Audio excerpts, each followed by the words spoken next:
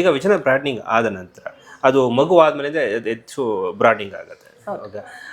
ಈ ಸಮಸ್ಯೆಗಳು ಏನ್ ಬರುತ್ತೆ? ಟೈಟ್ನಿಂಗ್ ಮಾಡಬೇಕು ಅಂತ ಅವಶ್ಯಕತೆ ಏನು ಅದಕ್ಕೆ? ಅಂದ್ರೆ ಸರ್ ಯೂಶಲಿ ಇವಾಗ ನಾರ್ಮಲ್ ಡಿಲಿವರಿಯಲ್ಲಿ ಏನಾಗುತ್ತೆ ಅಂದ್ರೆ, ಇವಾಗ ನಾರ್ಮಲ್ ಡಿಲಿವರಿಯಲ್ಲಿ ವಜೈನಾ ಎನ್ಲಾರ್ಜ್ ಆಗಿ ಅದೇ ತಂತಾನೆ ಹೀಲ್ ಆಗುವಂತ ಕೆಪಾಸಿಟಿ ವಜೈನಾಗೆ ಇದ್ದೇ ಇರುತ್ತೆ.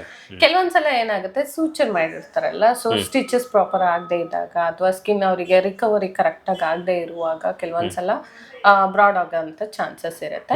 ಸೊ ಕೆಲವೊಬ್ರಿಗೆ ಹೇಗೆ ಟೇರ್ ಆಗುವಂತ ಚಾನ್ಸಸ್ ಅಲ್ಲ, ಬಟ್ ಪ್ರಾಪರ್ ಅದು ಕೂಡ್ಕೊಂಡಿರಲ್ಲ. ಸೊ ಅವಾಗ ಕೂಡ ಅವರಿಗೆ ಅದು ಬ್ರಾಡ್ ಆಗುವಂತ ಚಾನ್ಸಸ್. ಅಂಡ್ ಕೆಲವೊಬ್ಬರಿಗೆ ಏರ್ ಪಾಸ್ ಆದಂಗೆ ಆಗೋದು, ಲೈಕ್ ನಾರ್ಮಲಿ ಓಡಾಡ್ತಾ ಇರುವಾಗ ಕೂಡ. ಸೊ ಅಷ್ಟು ಪ್ರಾಬ್ಲಮ್ ಕ್ರಿಯೇಟ್ ಮಾಡುತ್ತೆ ಅದು.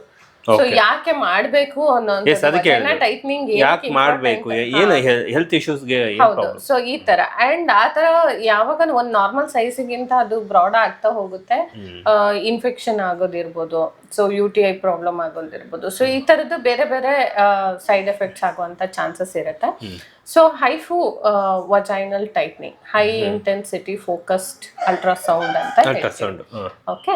ಸೊ ಅದರಿಂದ ಏನಾಗುತ್ತೆ ಅಂತಂದ್ರೆ, ಅದು ನಂಬರ್ ಆಫ್ ಸೆಷನ್ಸ್ ಅಲ್ಲಿ ತಗೊಳ್ಳೋಂಥದ್ದು. ಒನ್ಸ್ ಇನ್ ಅ ಮಂತ್ ಮಾಡಿಸ್ಕೊಂಡ್ರೆ ಸಾಕು. ಅಂದ್ರೆ 1 ರಿಂದ 1.5 ತಿಂಗಳು ಗ್ಯಾಪ್ ಒಳಗಡೆ ಒಂದ್ ಸೆಷನ್ ಅಂತ ಇರುತ್ತೆ. ಎಷ್ಟು ಸೆಷನ್ ಅದು? ಯೂಶಲಿ 4 to 6 ಅಂತ ನಾವು ಅಡ್ವೈಸ್ ಮಾಡ್ತೀವಿ. ಬಟ್ ಕೆಲವೊಬ್ಬರಿಗೆ ಈವನ್ 3 ಕೂಡ ಸಾಕಾಗುತ್ತೆ. ಇಟ್ ಡಿಪೆಂಡ್ಸ್ ಆನ್ ಇವಾಗ ಅವರಿಗೆ ಏಜ್ ಎಷ್ಟಿರುತ್ತೆ ಅಂಡ್ ಅದು ರಿಕರೆಕ್ಷನ್ ಎಷ್ಟಾಗಬೇಕಾಗಿರುತ್ತೆ. ಸೊ ಆ ಬೇಸಿಸ್ ಅಲ್ಲಿ ನಾವು ಸ್ವಲ್ಪ ಅನಲೈಸ್ ಮಾಡಿ ಅವರಿಗೆ ಅಡ್ವೈಸ್ ಮಾಡ್ತೀವಿ. And usually once in a month ಬಂದು ಮಾಡಿಸ್ಕೊಂಡ್ರೆ ಸಾಕಾಗುತ್ತೆ ಸರ್. ಓಕೆ. ಸೊ ಅಂದ್ರೆ ಯೋನಿ ದ್ವಾರನ ಚಿಕ್ಕದ್ ಮಾಡಿಸ್ಕೊಳ್ಳೋದ್ರಿಂದ ಹಲವಾರು ಉಪಯೋಗಗಳಿದೆ. ಖಂಡಿತವಾಗ್ಲೂ ಇರುತ್ತೆ. ಇವಾಗ ಯೂರಿನ್ ಇನ್ಫೆಕ್ಷನ್ ಆಗುವಂಥದ್ದು ಇರ್ಬೋದು, ಸೊ ಟ್ರ್ಯಾಕ್ ಇನ್ಫೆಕ್ಷನ್ ಆಗುವಂಥದ್ದನ್ನ ಅವಾಯ್ಡ್ ಮಾಡ್ಬೋದು ಅವರು. ಅಂಡ್ ಈವನ್ ಕೆಲವೊಬ್ಬರಿಗೆ ಇವಾಗ ನಾ ಹೇಳಿದ್ನಲ್ಲ, ಏರ್ ಪಾಸ್ ಆಗುವಂತ ಫೀಲ್ ಆಗ್ತಾ ಇರುತ್ತೆ ಅವರಿಗೆ. ಸೊ ಅದು ಕೂಡ ಕಮ್ಮಿ ಆಗುತ್ತೆ. ಅಂಡ್ ಇನ್ನ ಲೈಕ್ ಪರ್ಸನಲ್ ಲೈಫ್ ಕೂಡ ಅವರಿಗೆ ಇಂಪ್ರೂವ್ಮೆಂಟ್ಸ್ ಇರುತ್ತೆ. ಲೈಕ್ ಸ್ಪೆಷಲಿ ಪೋಸ್ಟ್ ಪ್ರೆಗ್ನೆನ್ಸಿಯಲ್ಲಿ ಸ್ವಲ್ಪ ಪರ್ಸನಲ್ ಲೈಫ್ ಅಲ್ಲಿ ಅವರಿಗೆ ವೇರಿಯಸ್ ಆಗುವಂತ ಚಾನ್ಸಸ್ ಇರುತ್ತೆ. ಹೌದು. ಸೊ ಅದ್ರಲ್ಲಿ ಕೂಡ ಡೆಫಿನೆಟ್ ಆಗಿ ಬೆನಿಫಿಟ್ಸ್ ಇರುತ್ತೆ, ತುಂಬಾನೇ ಬೆನಿಫಿಟ್ಸ್ ಇರುತ್ತೆ. ಓಕೆ. ಸೊ ಈಗಲೂ ಕೂಡ ಅವೇರ್ನೆಸ್ ಕೆಲವು ಮಹಿಳೆಯರಿಗೆ ಬರ್ತಿದೆ? ಖಂಡಿತ. ಅಂದ್ರೆ ಇವಾಗ ಏನು ಅಂತಂದ್ರೆ, ಹೆಣ್ಮಕ್ಳು ಭಯ ಬಿಟ್ಟು, ಆ ಸಂಕೋಚ ಬಿಟ್ಟು ಹೇಳ್ಬೇಕು. ಇವಾಗ ಹಸ್ಬೆಂಡ್ ಅಂಡ್ ವೈಫ್ ಅಂದಾಗ ಸರ್ ಪ್ರತಿಯೊಂದನ್ನು ಡಿಸ್ಕಸ್ ಮಾಡ್ಬೇಕು. ಲೈಕ್ ಓಕೆ, ಈ ತರ ತೊಂದರೆ ಇದೆ ನನ್ಗೆ ಅಂತ ಅವರು ಹೇಳ್ದಾಗ್ಲೇ, ಓಕೆ ಇದಕ್ಕೆ ಈ ಸಮಸ್ಯೆಗೆ ನಾವು ಏನ್ ಪರಿಹಾರ ಮಾಡ್ಬೋದು. ಮಹಿಳೆ ತನ್ನ ಗಂಡನ ಜೊತೆ ಹೇಳಿದಾಗ ಆ ಗಂಡನ ಕೂಡ ಸಪೋರ್ಟ್ ಮಾಡಿ, ಹೌದಪ್ಪ ನೀವು ವಿಜಿನ ಟೈಟ್ನಿಂಗ್ ಮಾಡಿಸ್ಕೊಂಡ್ರೆ ಒಳ್ಳೇದಾಗತ್ತೆ, ದಾಂಪತ್ಯ ಜೀವನದಲ್ಲಿ ಕೂಡ ಒಳ್ಳೇದಾಗತ್ತೆ, ಹೆಲ್ತ್ ಇಶ್ಯೂಸ್ ಸರಿ ಕಮ್ಮಿ ಆಗುತ್ತೆ. ಹೇಳ್ಬೇಕು ಅಂದ್ರೆ ಎಷ್ಟೋ ಜನ ಹಸ್ಬೆಂಡ್ಸ್ ಕಾಲ್ ಮಾಡ್ತಾರೆ, ಲೈಕ್ ನಮ್ಗೆ ಈ ತರ ನನ್ನ ವೈಫಿಗೆ ಮಾಡಿಸ್ಬೇಕು, ಸೊ ಪ್ರೊಸೀಜರ್ ಹೆಂಗೆ, ಪೇನ್ ಆಗುತ್ತಾ, ಸೊ ಈ ತರ ಎಲ್ಲಾನು ಇರುತ್ತೆ. ಸೊ ಕ್ವಶನ್ಸ್ ಅಂದ್ರೆ ಈವನ್ ಹೌದು ಅವೇರ್ನೆಸ್. ಈಗ ಹೇಳ್ಬೇಕು ಅಂತಂದ್ರೆ ಓಪನ್ ಆಗಿ ಡಿಸ್ಕಸ್ ಮಾಡೋದು ಅವಾಯ್ಡ್ ಮಾಡ್ತಾರೆ. ಬಟ್ ಯಾವಾಗ್ಲೂ ನಾವು ಪ್ರತಿಯೊಂದು ವಿಷಯಗಳನ್ನ 2 ವೇನಲ್ಲಿ ಥಿಂಕ್ ಮಾಡ್ತೀವಿ. One is a good way, one is the bad way. So ಯಾವಾಗ್ಲೂ think of the good way.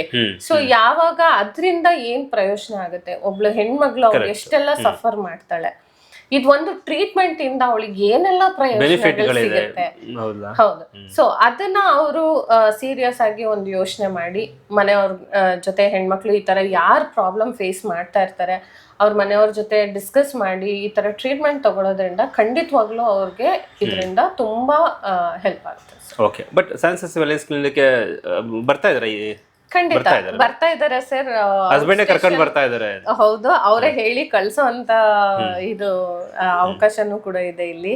So ಅವರೇ ಕಾಲ್ ಮಾಡ್ತಾರೆ, ಸೊ ಈ ತರ ನನ್ನ ವೈಫ್ ನ ಕಳಿಸ್ಬೇಕು. ಅಂಡ್ ಮೋಸ್ಟ್ ಆಫ್ ಇಟ್ ಇದು ಎಲ್ರಿಗೂ ಅದೇ, ಹೇಗ್ ಬರೋದು, ತುಂಬಾ ಪೇನ್ಫುಲ್ ಇರುತ್ತೆ ಅಥವಾ ಪದೇ ಪದೇ ಹೋಗ್ಬೇಕೇನೋ, ಈ ತರ ಎಲ್ಲ ತುಂಬಾ ಕನ್ಫ್ಯೂಷನ್ಸ್ ಇರುತ್ತೆ. ಯೂಶಲಿ ವಜೈನಲ್ ಹೈಫು ಅನ್ನೋಂಥದ್ದು ನಾವು ಒಂದು 4 to 6 weeks ಅಲ್ಲಿ ಒಂದು ಸೆಷನ್ ಅಂತ ನಾವು ಅಡ್ವೈಸ್ ಮಾಡ್ತೀವಿ. It depends on the requirement.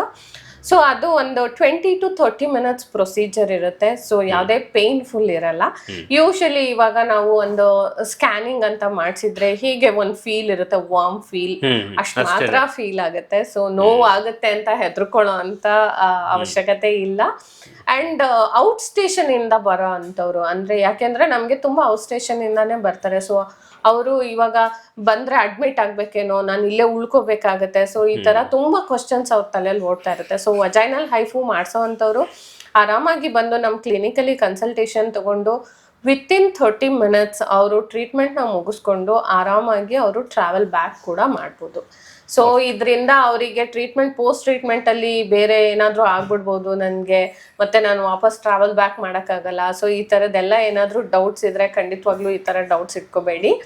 So ಹೊರಗಡೆಯಿಂದ ಬಂದಂಥವ್ರು ಅಡ್ಮಿಟ್ ಆಗೋ ಅವಶ್ಯಕತೆ ಕೂಡ ಇರಲ್ಲ, ಟ್ರೀಟ್ಮೆಂಟ್ ಮಾಡಿಸ್ಕೊಂಡು ಹಾಗೆ ಅವರು ವಾಪಸ್ ಕೂಡ ಹೋಗ್ಬೋದು. ಓಕೆ, ಈಗ ಒಂದ್ಸಲ ಅವರು ವೆಜನಲ್ ಟೈಟ್ನಿಂಗ್ ಟ್ರೀಟ್ಮೆಂಟ್ ಆದ ನಂತರ ಇವನಿದ್ದು ಹೊರ ಚಿಕ್ಕದು ಮಾಡಿಸ್ಕೊಂಡು ಆ ಟ್ರೀಟ್ಮೆಂಟ್ ಶುರು ಆದ ನಂತರ ಅವ್ರು ಏನು ಪ್ರಿಕಾಷನ್ ತಗೊಳ್ಬೇಕು? ಸರ್ ಪ್ರಿಕಾಷನ್ಸ್ ಅಂತ ಅಂದ್ರೆ ಜಾಸ್ತಿ ಏನೂ ಇರಲ್ಲ. ಯೂಶಲಿ ನಾವು ಒಂದು ಎಕ್ಸಸೈಸಸ್ 1 or 2 ಎಕ್ಸಸೈಸಸ್ ಅಡ್ವೈಸ್ ಮಾಡ್ತೀವಿ ಅಂಡ್ 10 days ಕೇರ್ ತಗೊಳ್ಳೋದಕ್ಕೆ ಹೇಳ್ತೀವಿ. ಅದ್ ಬಿಟ್ರೆ ಬೇರೆ ನಾರ್ಮಲ್ ಲೈಫ್ ಸ್ಟೈಲೇ ಇರುತ್ತೆ ಸರ್. ಅದಕ್ಕೆ ಅಂತ ಸ್ಪೆಷಲ್ ಆಗಿ ಏನು ಕೇರ್ ತಗೋಬೇಕು ಖಂಡಿತವಾಗ್ಲೂ ಇರಲ್ಲ. ಓಕೆ, ವೀಕ್ಷಕರೇ, ಇದು ಸ್ಪೆಷಲ್ ಆಗಿ ಮಹಿಳೆಯರಿಗೆ ವೆಜಿನಲ್ ಬ್ರಾಡ್ನಿಂಗ್ ಆದಾಗ ಸೊ ಅದನ್ನ ಟೈಟ್ನಿಂಗ್ ಮಾಡ್ಕೊಳ್ಬೇಕು ಅಂತಂದರೆ ಸ್ಯಾನ್ಸೋಸ್ ವೆಲ್ನೆಸ್ ಕ್ಲಿನಿಕಲ್ಲಿ ಬೆಸ್ಟ್ ಟ್ರೀಟ್ಮೆಂಟ್ ಇದೆ. ಹಾಗೆ ಅದು ಆರೋಗ್ಯಕ್ಕೂ ಕೂಡ ಹೌದು, ದಾಂಪತ್ಯ ಜೀವನಕ್ಕೂ ಕೂಡ ಒಳ್ಳೆಯದಾಗುತ್ತೆ. ಹಾಗಾಗಿ ಕೆಲ ಹೆಣ್ಣು ಮಕ್ಕಳನ್ನ ಗಂಡಂದ್ರೆ ಸೊ ಇಲ್ಲಿ ನೀವು ಅಲ್ಲಿ ಬೆಸ್ಟ್ ಪ್ಲೇಸ್ ಇದೆ ಹೋಗುವಂತ ಅವರೇ ಕೂಡ ಕಳಿಸ್ತಾ ಇದ್ದಾರೆ, ಯಾಕೆಂದರೆ ಅವ್ರಿಗೆ ಅವೇರ್ನೆಸ್ ಬಂದಿದೆ. ಹಾಗೆ ಕೆಲವು ಮಹಿಳೆಯರು ಕೂಡ ಫೋನ್ ಮಾಡಿಕೊಂಡು ಬರ್ತಾ ಇದ್ರೆ ಹೌದು ಸರ್ ಅಂತ ಓಪನ್ ಅಪ್ ಆಗಿ ಮಾತಾಡ್ತಿದ್ರೆ. ಆಮೇಲೆ ಕೆಲವೊಂದು ಸಮಸ್ಯೆಗಳ ಓಪನ್ ಆಗಿ ಮಾತಾಡಿದಾಗ್ಲೇ ನಮಗೆ ಪರಿಹಾರ ಸಿಗುವಂಥದ್ದು. ಆ ಸಮಸ್ಯೆಗಳನ್ನ ಹಾಗೇ ಮುಚ್ಚಿಟ್ಕೊಳ್ತಾ ಬಂದರೆ ಮತ್ತೆ ಅನಾರೋಗ್ಯ ಶುರುವಾದಾಗ, ತೀವ್ರಗತಿಯಲ್ಲೇ ಆದಾಗ ಮತ್ತು ನಿಮಗೆ ಹಣ, ಆಯಸ್ಸು, ಆರೋಗ್ಯ ಎಲ್ಲವೂ ಕೂಡ ಹಾಳಾಗೋಗ್ತಾ ಹೋಗುತ್ತೆ. ಹಾಗಾಗಿ ವೆಜನಲ್ ಟ್ರೀಟ್ಮೆಂಟ್ಗೆ ಮುಖ್ಯವಾಗಿ ಬಂದು ಮಾತನಾಡಿ. ಸೊ ಕಾಂಟ್ಯಾಕ್ಟ್ ನಂಬರ್ಗೆ ಕಾಲ್ ಮಾಡಿದ್ರೆ ನಿಮ್ಗೆ ಎಲ್ಲ ರೀತಿಯ ಮಾಹಿತಿನ ಕೊಡ್ತಾರೆ. ಹಾಗೇನೆ ಕನ್ಸಲ್ಟೇಷನ್ ಫ್ರೀ ಕೂಡ ಇದೆ. ಖಂಡಿತ.